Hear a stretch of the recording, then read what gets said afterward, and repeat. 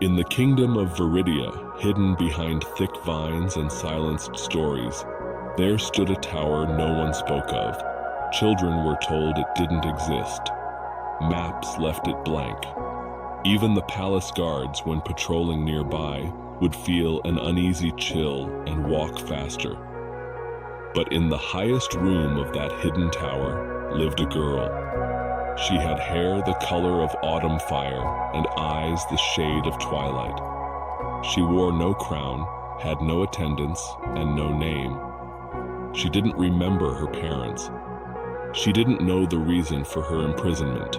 All she had was the music box on her windowsill, a silver mirror that never showed her full reflection, and the flicker of memory that somewhere out there, someone was looking for her.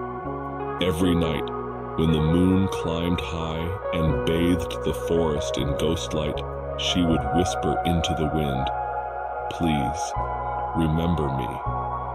And in another part of the castle, a boy would wake from a dream, breathless and aching. Prince Auren of Viridia was known to be kind and intelligent, yet peculiar. Every morning he woke with the same emptiness in his chest, an ache like something precious had been stolen in the night. The royal doctors said it was stress. The queen blamed it on dreams. The king waved it off as weakness. But Auren knew better. He remembered flashes, a window glowing with candlelight, a voice humming a lullaby, a girl in the mist saying, "You're the only one who sees me." Every night his feet carried him to the far garden, past the fountains and foxgloves, past the wall no one was supposed to climb. There, behind tangled ivy, the tower waited. And when the clock struck midnight, she would appear at the window. They never remembered each other's names, but their hearts always did. Long ago, a terrible sorcerer rose from the northern wastes and waged war on the royal family. He demanded their firstborn child as payment for peace. The queen refused, so the sorcerer cursed the unborn child. "She shall live without remembrance.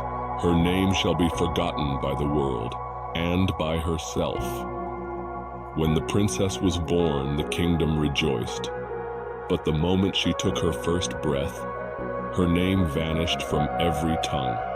No one could speak it, not even her mother. They locked her in the tower to protect her. But a hidden truth remained. If one soul could remember her through love alone, the curse would break. And so, for 17 years, she waited.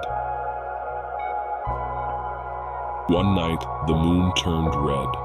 Auren woke not in his bed, but in the palace garden, holding a silver ribbon. He didn't know where it came from, but it smelled like honey and pine and hope. The next day, he climbed the wall. He reached the tower, and the girl was there, waiting. "You came back," she said softly, as though she'd said it 100 times before.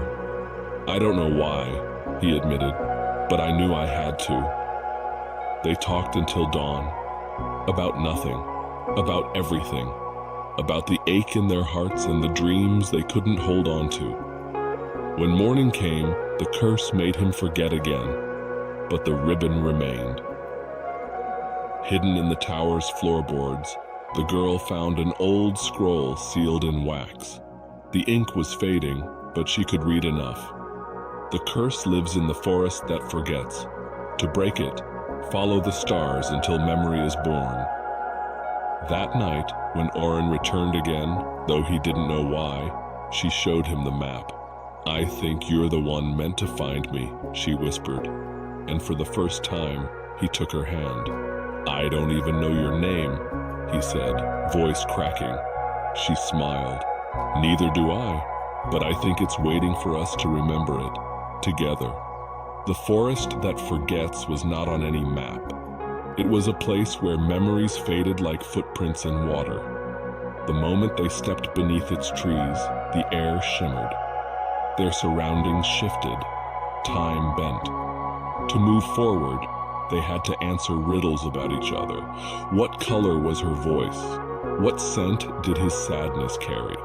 Each correct answer brought a flash of memory. They remembered their first laughter under the stars. They remembered a shared dream on the winter solstice. They remembered the moment they first kissed, though it hadn't happened yet. And then they reached the heart of the forest, a pool of still water surrounded by silver trees. Auren looked into the pool and saw his face and hers. She looked into it and saw only light. "This is where we speak what was lost," said a voice from the trees. "Speak his name," the forest whispered to her, but she could not yet. "Speak hers," the wind asked of Auren, and somehow, through the fog of time, he whispered, "Elirya." The forest held its breath. She gasped. That was her name. It came rushing back, her mother's voice singing it, the lullaby she'd hummed all her life. Her name wasn't gone. It had just been. The pool burst into light. The trees bent toward them. The curse cracked and collapsed like broken glass. For the first time, Elirya and Auren remembered each other under sunlight. No more waking with emptiness. No more forgotten nights. No more tower. The spell that had bound her since birth was gone. And all because one heart chose to remember even when the mind could not. The Garden of Names. Where the tower once stood, a garden now bloomed. Elirya and Auren ruled not with power, but with memory and compassion. Every child born in Viridia was brought to the Garden of Names, where no soul would be forgotten. And every year, on the night the red moon returned, Auren tied a silver ribbon to the tallest tree and whispered, "I will remember you, always." And Elirya replied, "You always did." So now, as the stars rise and your room grows quiet, let your name be safe in the Garden of Dreams. Close your eyes, and if you feel lost, know this: someone, somewhere, is remembering you.